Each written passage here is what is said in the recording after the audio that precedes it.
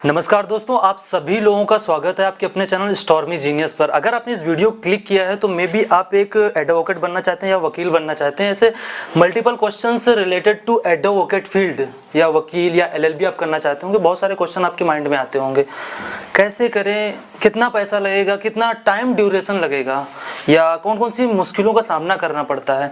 ऐसे बहुत सारे हमारे मन में क्वेश्चन होते हैं जब हम 11th-12th पास करते हैं। तो मे बी हम कोशिश करेंगे कि आपकी सारी समस्याओं का जो भी आपके मन में क्वेश्चन चल रहे हैं या डाउट्स क्रिएट हो रहे हैं वो सारे हम यहाँ पर रिजॉल्व कर सके इस सेशन में। दोस्तों, आज हमारे साथ हैं इलाहाबाद हाई कोर्ट में उत्तर प्रदेश पोल्यूशन बोर्ड के अधिवक्ता श्री विवेक पाल टाइगर जी। स्वागत है सर आपका हमारे चैनल स्टॉर्मी जीनियस पर। बहुत बहुत धन्यवाद आपका और आपकी पूरी टीम का। सर आपसे रिक्वेस्ट है, थोड़ा सा आप अपना परिचय दीजिए। कि मेरा नाम विवेक पाल टाइगर, अधिवक्ता उच्च न्यायालय और राष्ट्रीय महासचिव होलकर सेना, मैं प्रयागराज का रहने वाला हूँ। ओके सर, आज हमारा जो इंटेंशन है इस वीडियो का, ऐसे बहुत सारे कैंडिडेट्स हैं या स्टूडेंट हैं जो एक्चुअल में आपकी फील्ड में आना चाहते हैं, एडवोकेट बनना चाहते हैं या वकील बनना चाहते हैं या एलएलबी करना चाहते हैं, तो बहुत सारी प्रॉब्लम्स का फेस करें। या ऐसे बहुत सारे पेरेंट्स हैं जो पढ़े लिखे नहीं हैं, वकील बनाना चाहते हैं बट उनके पास बहुत सारे पैसे नहीं होते हैं और उनको प्रॉपर पाथ नहीं मिल पाता है कि कैसे कैसे कौन कौन सी चीज़ें करनी चाहिए या ऐसी कौन सी गलतियां हुई हैं जो आपने की है जिससे में भी कोई बच सकता है इनसे और उनका पैसा भी बच सकता है। क्योंकि आज के समय में बहुत सारे लोग कहीं ना कहीं फ़ायदा उठाने के चक्कर में बैठे होते हैं। तो हम चाहते हैं कि बहुत सारे स्टूडेंट्स की जो एक्चुअल में आपकी फील्ड में आना चाहते हैं उनकी हेल्प हो सके। तो आपसे रिक्वेस्ट है, आप बहुत ही चीज़ों को सिंप्लीफाई करके बताने की कोशिश कीजिएगा ताकि एक अनपढ़ से अनपढ़ माता पिता इन चीजों को आसान भाषा में समझ के अपने बच्चे को और अपने सपने को पूरा कर सके। चलिए शुरू करते हैं। आप इस फील्ड में कैसे आए?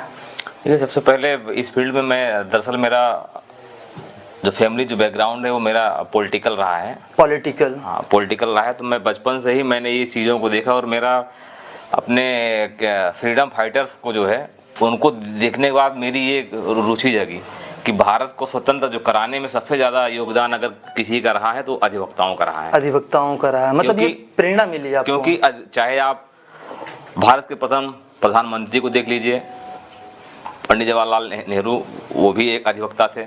चाहे भारत के राष्ट्रपिता को देख लीजिए, वो भी एक अधिवक्ता थे। चाहे आप अब्राहम लिंकन को देख लीजिए, वो भी एक अधिवक्ता थे।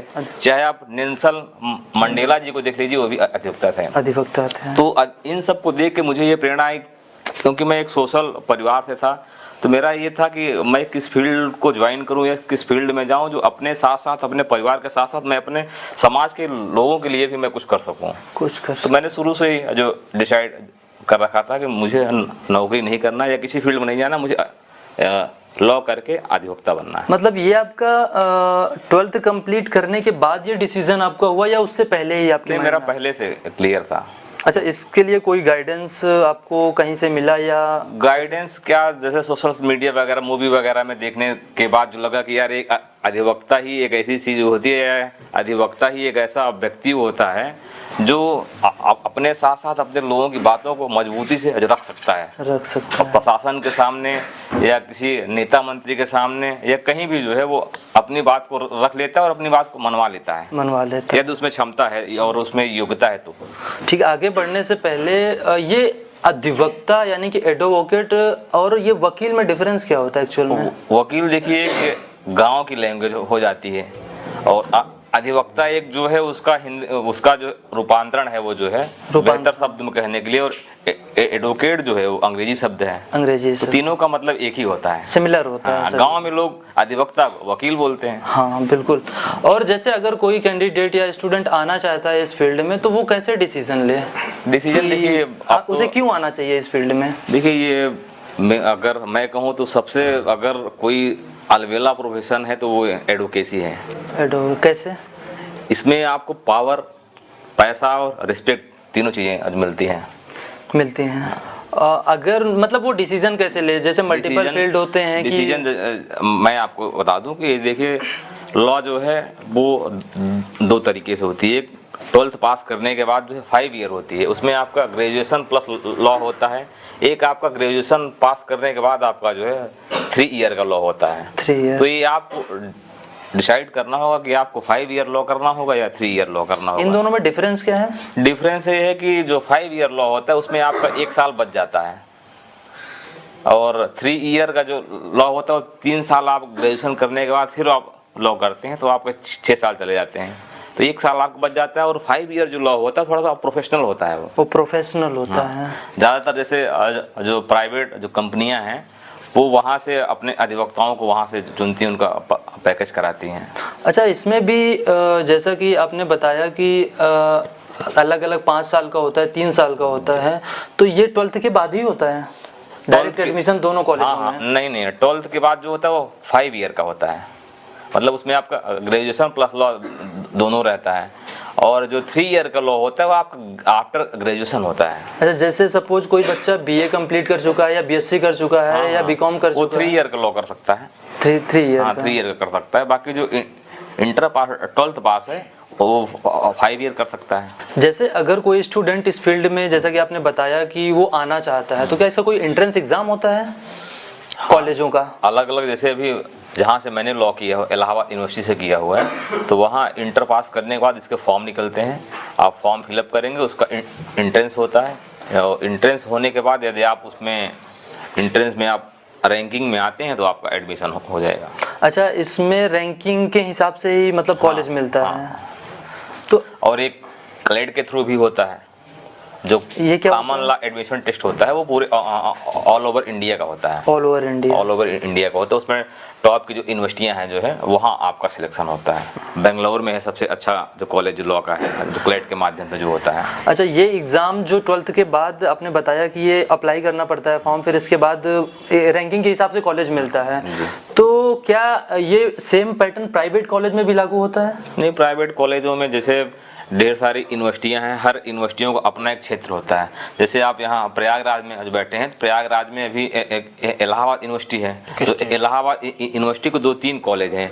पहले तो सिर्फ वो उसमें मेन फैकल्टी में ही होता था 5 ईयर लॉ जो है, अब आपके जो है इसमें CMP में भी होने लगा। ईश्वर डिग्री कॉलेज है, अब यहाँ भी 5 ईयर लॉ हो गया है, 5 ईयर। तो ये को हो गया।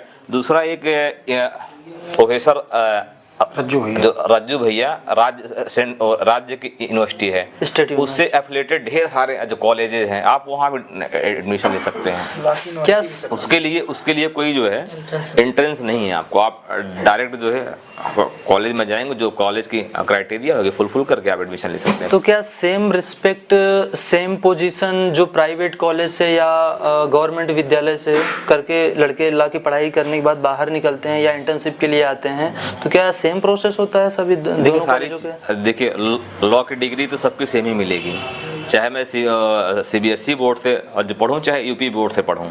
12th पास हम भी करेंगे, 12th पास आप भी करेंगे, तो लॉ की डिग्री सबकी सेम होती है। कॉलेजेज में आपको जो है प्राइवेट जो कंपनियां आती हैं वहाँ आपको वो जो हायर करती हैं, लेकिन आप अगर नॉर्मल कॉलेज से करते हैं लॉ तो वहाँ तो कोई कंपनी आएंगे नहीं, तो इन सब चीज़ों का थोड़ा सा फर्क रहता है। अच्छा, कंपनियों का मतलब नहीं समझ पा रहे हैं, कैसे कंपनियां? जैसे वोडाफोन हो गई, एयरटेल हो गई, और जितने भी बड़ी बड़ी कंपनियां, SCL हो गई, रिलायंस हो गई, टाटा हो गई, अडानी हो गई, सारी कंपनियां जो है अपने लीगल एडवाइजर रखती हैं जो है। अच्छा, तो वो लोग भी मतलब वो लोग जो है हायरिंग करते हैं वो लोग जो है। मैक्सिमम अगर आपके हिसाब से लगभग कितने हायरिंग हो जाते होंगे? ज़्यादातर वो लोग जो है क्लाइट के थ्रू जो बच्चे होते हैं जो टॉप के इंस्टीट्यूशन में जो पढ़ते हैं वहाँ से वो हायर करते हैं, और कम से कम जहाँ तक मुझे जानकारी है 50-60 लाख रुपए से उनकी स्टार्टिंग होती है पैकेजेस की। काफ़ी लंबा पैकेज। इतना तो IT सेक्टर में नहीं है। जी। और जैसे मेरे जानने वाले एक जो बच्चे का सिलेक्शन हुआ वहाँ रिलायंस में जो है 1.5 करोड़ के पैकेज पे हुआ है। 1.5 करोड़ का पैकेज, बहुत बड़ा पैकेज है। इसीलिए मैंने बताया ना कि एक ऐसा प्रोफेशन है जहां आपको पावर, पैसा और रिस्पेक्ट तीनों मिलता है।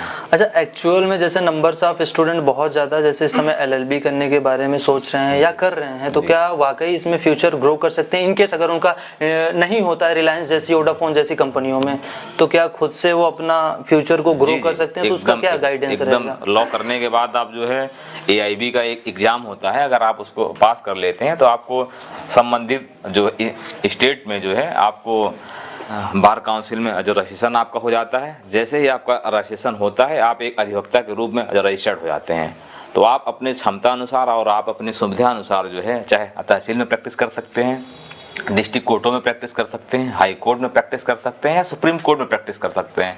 इवन इसके आप जो है जुडिशरी की ढेर सारी पोस्टें होती हैं, जैसे हर स्टेट की अपनी अलग अलग PCSJ की एग्जाम्स होते हैं, आप वहाँ देके आप जुडिशियल ऑफिसर भी हो सकते हैं। ऑफिसर हो सकते हैं, मतलब अगर आपको बहुत सारी फील्ड्स है जो है, मल्टीपल फील्ड्स हैं, मल्टीपल फील्ड्स हैं, आप अपनी योग्यता और अपनी क्षमता के अनुसार जो है।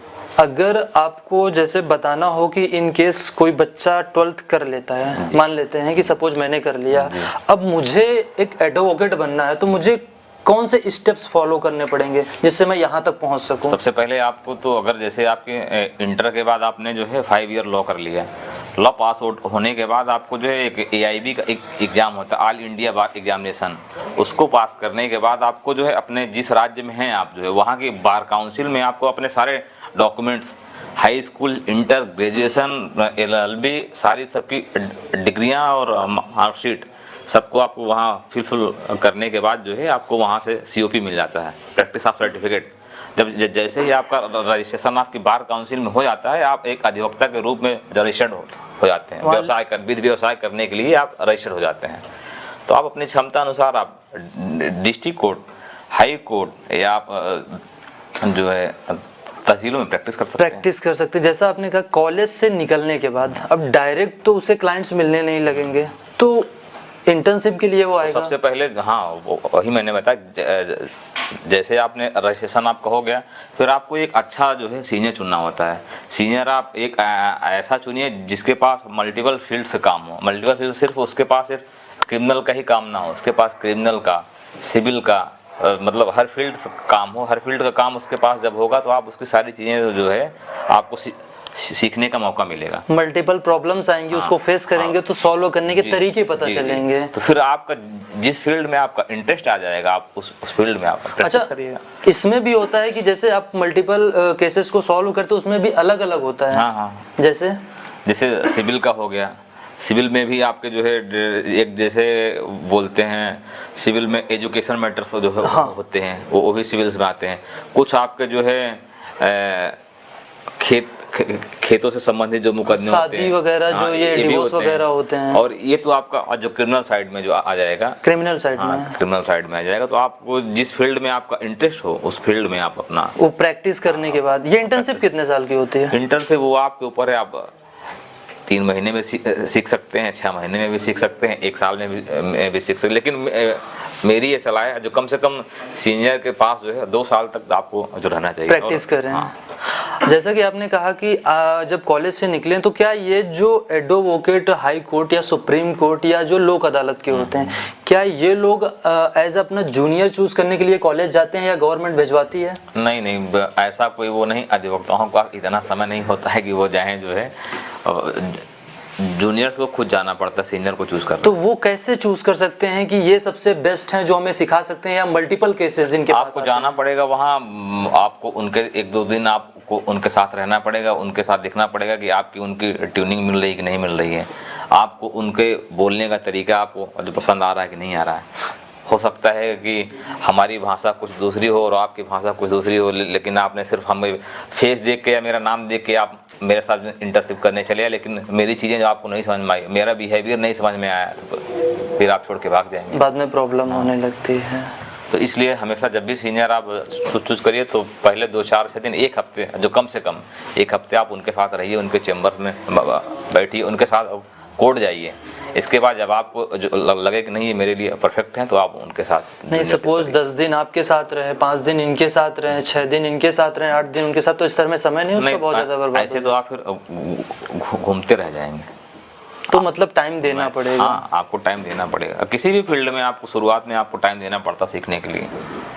क्या इसमें मतलब जैसे प्राइवेट कॉलेज में बच्चा जाता है तो क्या प्राइवेट हो गया या सरकारी कॉलेज हो गया, इसमें फीस वगैरह क्या क्राइटेरिया होता है? जैसे देखिए हर यूनिवर्सिटियों की, हर कॉलेजों की अलग अलग फीस है। जैसे जहाँ से मैंने लॉ किया है तो मैंने 950 रुपये मेरी फ़ीस थी इलाहाबाद यूनिवर्सिटी में जो है, और आप कहीं प्राइवेट में जो करेंगे तो वहाँ लाख रुपए फीस है। ये जो आपने 950 बताया पर मंथ है? पर ईयर थी। पर ईयर थी। उसमें भी हम लोग 9 से 10 हज़ार रुपये स्कॉलरशिप मिल जाती थी। तो ये हर कॉलेजेस हर यूनिवर्सिटियों की अलग अलग फीस है। मतलब अगर आप गवर्नमेंट कॉलेजेस के एग्जाम क्वालिफाई करते कर हैं लेंगे तो तो बहुत आपकी सारा फीस पैसा बहुत कम है, कम हो जाता है, ना के बराबर फीस है। और most of the cases chances ये भी रहते हैं कि आपको मतलब कंपनियां हायर कर लेती हैं आके, हाँ, अच्छे कॉलेज बड़े इंस्टीट्यूशन से। बट प्राइवेट में ऐसा नहीं होता है, प्राइवेट बहुत में रेयर केस में होता होगा। प्राइवेट में फीसेस भी ज़्यादा होते हैं। तो इसमें जो आपका, जैसे आपने कहा कि एग्जाम आपने क्वालिफाई किया, आपको मिल गया, आपका सबसे कम, बहुत कम पैसे में आपका हो गया, तो क्या इसमें हॉस्टल वगैरह मिलता है कुछ? हाँ, हॉस्टल भी मिलता है। हॉस्टल भी आपको नॉमिनल, हाँ हॉस्टल भी आपको नॉमिनल होता है। जो हॉस्टल के चार्ज आप जब देते हैं तो उसकी आपको जो रिसिप्ट मिलती है, वो रिसिप्ट भी आप अगर उसमें स्कॉलरशिप के फॉर्म में जो भरेंगे तो वो भी आपकी वापसी होती है, मतलब वो पैसा आपको मिलेगा वापस। मैं आपके इस वीडियो के माध्यम से, आपके चैनल के माध्यम से उन विद्यार्थियों को यह सलाह देना चाहता हूँ कि आप उनके चेंबर्स को जरूर ज्वाइन करिए। शाम को आफ्टर कोर्ट जब वो कोर्ट से आते हैं जो है तो उनका सारे अधिवक्ताओं का अपना चेंबर होता है, जहाँ से सारी चीज़ें तैयार होती हैं, सारे केसेस की तैयार होती है, सारे फाइलें तैयार होती है। वहाँ आप जाइए, उनके फाइलों को पढ़िए, ज़्यादा से ज़्यादा वहाँ समय दीजिए आप जो है। होगा क्या कि अगर आप जैसे वहाँ कोर्ट में थ्योरेटिकल होता है, कोर्ट में जो है प्रैक्टिकल होता है, प्रैक्टिकल चीज़ें आप देखें, उसके आने के बाद जब वही फाइल आप देखेंगे चैम्बर पे तो आपको थ्योरेटिकल चीज़ें आएंगी कि जो सीनियर्स ने वहाँ जो बहस की वो चीज़ें जो है आपको सारे मैटर्स वहाँ मिलेंगे फाइल में, रियल में देखने को, रियल में आपको देखने को मिलेंगे। इसमें सीनियर ने वहाँ क्या बहस की और इसमें प्लीडिंग क्या की हुई है, और हाई कोर्ट वगैरह में आप वही बहस कर सकते हैं जो आपके उसमें फाइल में जो प्लीडिंग रहेगी आपकी, जो आपने लिखी होगी चीज़ें जो है, बाहर से कोई चीज़ें आप वहाँ नहीं बहस कर सकते। अच्छा, ये जो सरकारी एडवोकेट होते हैं, इसका बनने का प्रोसीजर क्या होता है? देखिए, हाई कोर्ट वगैरह में, सुप्रीम कोर्ट और हाई कोर्ट में ये अपनी जिसकी सरकार होती है स्टेट में, वो अपने लोगों को जो है नियुक्त करती है। कैसे? अब इसमें ऑन कैमरा मैं आपको ये बता दूं कि जो पॉलिटिकल जिसका अप्रोच होता है या जो सरकार के ज़्यादा नियरेस्ट होता है। नहीं, मेरा जानने का मतलब नहीं, हम नहीं चाहते कि आप वैसा कुछ बताएं जिससे हमारे गवर्नमेंट को बुरा लगे।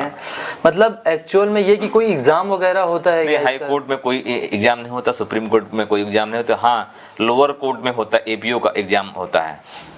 लोअर कोर्ट में जो सरकारी अधिवक्ता होते हैं उनका एग्जाम होता है APO के थ्रू।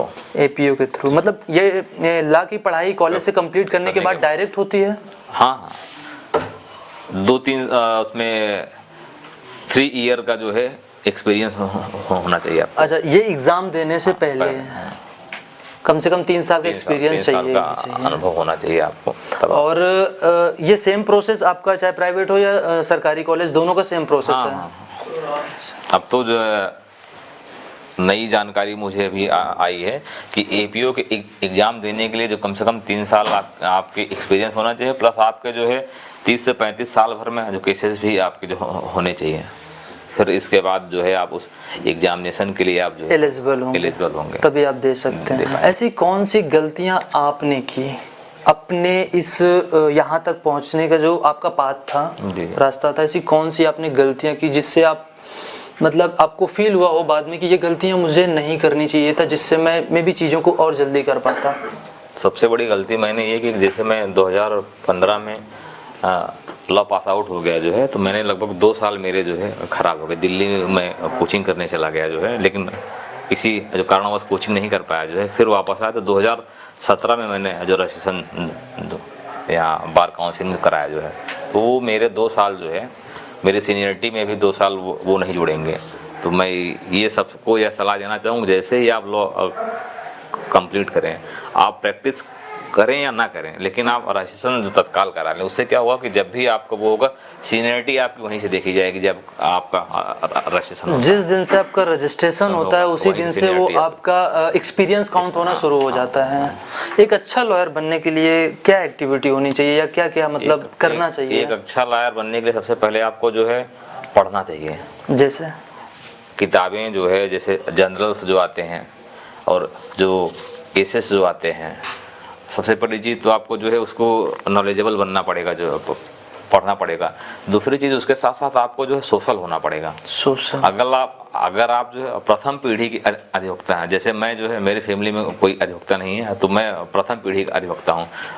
जो प्रथम पीढ़ी का अधिवक्ता है थोड़ा सा उसको जो है कठिनाइयों का सामना करना पड़ता है। जैसे किस टाइप की कठिनाइयाँ आ सकती हैं, मुश्किलें? कठिनाइयाँ ये हैं कि आपके पास चेम्बर्स नहीं होगा, आपको खुद चेम्बर्स बनाना होगा, आपके पास बुकें नहीं होंगी, आपके पास कोई ऐसा बैकग्राउंड नहीं होगा कि जो डायरेक्ट केसेस आपके पास आ जाएं। तो इसके लिए आपको सोशल होना पड़ेगा। सोशल जब आप होंगे तभी सोशल से जब आप जुड़े रहेंगे, कनेक्टेड रहेंगे पीपल से, लोगों से, तो वो डायरेक्ट आपके पास अगर उनकी कोई समस्याएं हैं तो आपके पास आएंगे, वो आएंगे एज ए क्लाइंट के रूप में। तो ये मतलब किताबें कैसे, कोई अगर नया फ्रेशर है तो उसे कैसे किताबें कुछ रिकमेंड करेंगे आप? बहुत सही आपने ये किया। मैं कह रहा हूँ कि जो नया फ्रेशर, तो इसीलिए मैंने कहा कि अगर जैसे ही आप रजिस्ट्रेशन के बाद प्रैक्टिस करना चाहते हैं तो आपको एक अच्छा सीनियर और उस सीनियर के पास चेम्बर्स हो। चेम्बर ज्वाइन करने के आपको जो नया फ्रेशर अधिवक्ता होता है उसको ये फायदा है, उसको नई जो महंगी जो किताबें आती है वो उसको खरीदना नहीं पड़ता, फ्री में मिल जाती है। वो एक बहुत बड़ा एडवांटेज रहता है, वो उसको फ्री में मिल जाती है चेम्बर्स में सीनियर्स को जो है। तो वहाँ पढ़िए, जो चीज़ें आपको नहीं समझ में आ रही है आप अपने सीनियर डिस्कस करिए। अच्छा, सीनियर से डांटते तो नहीं है?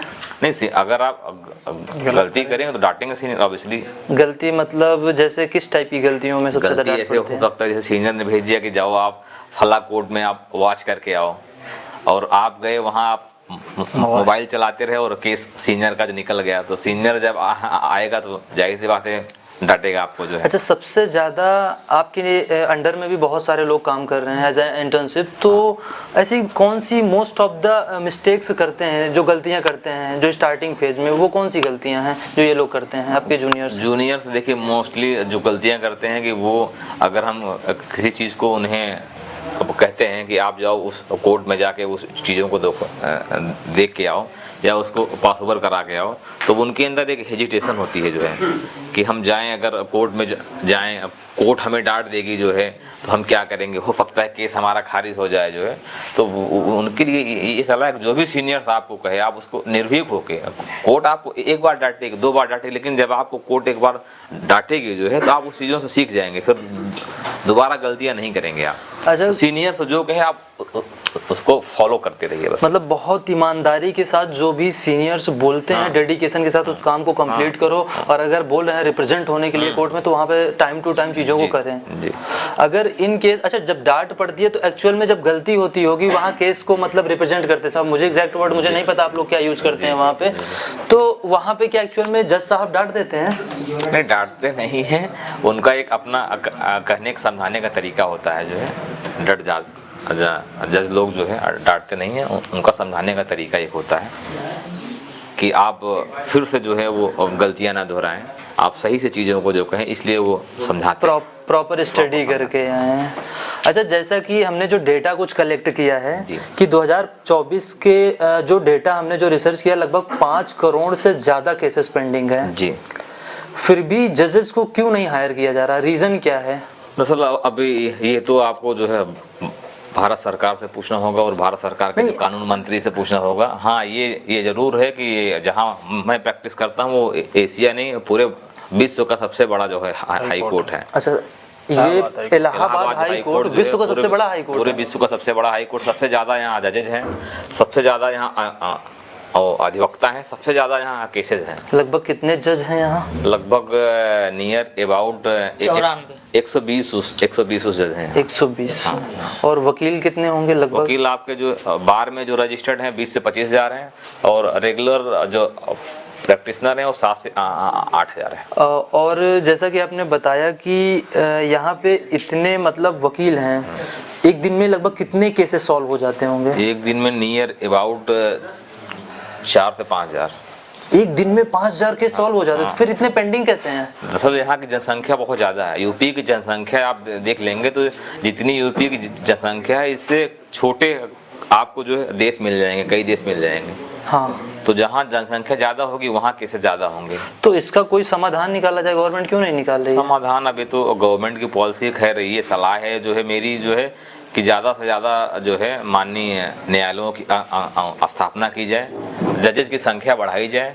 यदि जजेज की संख्या बढ़ा दी जाए जो है, जैसे यहाँ लगभग 160 या 161 जजेस की वो स्ट्रेंथ है, तो अगर वो पूरी फिलफिल जो कर लीजिएगा तो ढेर सारे केसेस सॉल्व हो जाएंगे और जो पेंडिंग केसेस हैं उनकी संख्या जो कम हो जाएगी। अच्छा, जैसे आपने कहा कि गवर्नमेंट मतलब अगर कर दे तो मे बी प्रॉब्लम सॉल्व हो सकती है, तो गवर्नमेंट ये जो एडवोकेटों को मतलब जो एक्सपीरियंसफुल होते हैं उन्हीं को हायर करती होगी, कोई एग्जाम होता होगा? नहीं, हाई कोर्ट में दरअसल देखिए कोलिजियम सिस्टम होता है वहाँ जो है। ये क्या होता है? हाई कोर्ट में एक कोलिजियम सिस्टम होता है, एक न्याय प्रणाली होती है उसको बोलते हैं। उस कोलिजियम सिस्टम में जो संबंधित जो राज्यों का जो उच्च न्यायालय हाई कोर्ट होती है उसका जो चीफ जस्टिस होता है वो होते हैं, उसके अध्यक्ष होते हैं। बाकी उसके मोस्ट सीनियर जजेस जो होते हैं उसके मेंबर्स होते हैं। तो 3 से 4 लोगों की उसकी एक टीम बनती है, वो यह तय करती है कि कौन हाई कोर्ट का जो है जज होने की योग्यता रखता है। अच्छा, कोई एग्जाम नहीं होता इसका? नहीं, वहाँ कोई एग्जाम नहीं होता है, ना सुप्रीम कोर्ट में कोई एग्जाम होता है, ना हाई कोर्ट में कोई एग्जाम नहीं होता है। अधिवक्ताओं से ही चुन के जाते हैं या फिर जो निचली अदालतों में जो जजेज होते हैं वो सीनियरिटी के हिसाब से वहाँ उनका नाम। अच्छा, अगर कोई व्यक्ति डायरेक्टली अपने केस को हाई कोर्ट में लाना चाहता है, सपोज मैं हूँ या कोई नॉर्मल व्यक्ति है, तो क्या डायरेक्टली रजिस्टर करवा सकता है अपने कोर्ट को? हर चीज़ का एक प्रोसेस होता है। जैसे आर्टिकल 226 के तहत आप कोई रिट यहाँ जो है हाई कोर्ट में फाइल कर सकते हैं, तो आप डायरेक्ट फाइल कर सकते हैं। लेकिन जैसे कुछ क्रिमिनल केसेज हैं तो उनका एक जो है प्रोसेस है, आप लोअर कोर्ट में करेंगे, फिर लोअर कोर्ट से अगर आप नहीं संतुष्ट हैं तब आप जो है माननीय उच्च न्यायालय में। अच्छा, जैसे लोअर कोर्ट में वो सेटिस्फाई नहीं है और वहाँ से वो रिजॉल्व कर दिए हैं, तब भी अगर एक पार्टी नहीं सेटिस्फाई है तो वो आके यहाँ पे अप्लाई कर सकती है, हाई कोर्ट जा सकती है, जा सकती उस आदेश के खिलाफ। ऐसी कौन सी 5 चीजें आप एडवाइस देना चाहेंगे एक आम आदमी के लिए, जिससे वो कभी कभी क्या होता है छोटी छोटी गलतियों को लेकर वो हाई कोर्ट या लोअर कोर्ट में जाने की बात करने लगते हैं? सबसे पहले तो मैं ये कहना चाहूँगा कि जो है ज़्यादा से ज़्यादा ये प्रयास किया जाए कि जो छोटे मोटे जो झगड़े होते हैं जो हमारे आपके बीच जो है उसको हमें आपस में ही बैठ के समझा लेना चाहिए और आपस में ही उसको सुलझा लेना चाहिए। दूसरी चीज़, अगर आप जब भी यदि कोई आपके खिलाफ कोई ऐसा कार्य करता है तो आप उसकी जो है एप्लीकेशन जो है जहाँ भी दीजिए उसकी लिखित दीजिए, जो है लिखित एप्लीकेशन दीजिए और कोशिश करिए कि उसकी एक कॉपी जो है अगर किसी अथॉरिटी को दे रहे हैं तो आप उसकी एक कॉपी अपने पास रखिए, प्रूफ के लिए आपके पास रहनी चाहिए। तीसरी चीज़, आपको जो है कानून से संबंधित चीज़ें, संविधान से संबंधित जो चीज़ें हैं वो आपको जो है ये प्रयास करिए कि आप उसकी जानकारी रखिए कि क्या हमारे राइट्स हैं, क्या हम इसके खिलाफ हम क्या कर सकते हैं। तो एक आम इंसान को तो ये पता ही नहीं होता है, वो कैसे जान सकता है? आम इंसान आजकल देखिए हर आदमी के पास सोशल मीडिया है, हर आदमी के पास एक एंड्रॉयड फ़ोन है। कोई भी चीज़ अगर आपको लिखना भी नहीं आ रहा है तो आप बस गूगल वॉइस एक होता है, आप उसमें बोल के बोलेंगे तो सारी चीज़ें आपको वहाँ से मिल जाएंगी। यदि वहाँ से भी नहीं आप चीज़ें ले पा रहे हैं तो जो आपके आस पड़ोस के लोग हैं, आजकल तो हर जगह आपको लॉ को जानने वाले लोग मिल जाएंगे, अधिवक्ता मिल जाएंगे। आप एक अच्छे अधिवक्ता से आप अपना सलाह ले सकते हैं कि हम इस मामले में हम क्या स्टेप उठाएं। अपना कीमती समय देने के लिए बहुत बहुत धन्यवाद हमारे प्लेटफॉर्म पे और लोगों की हेल्प करने के लिए।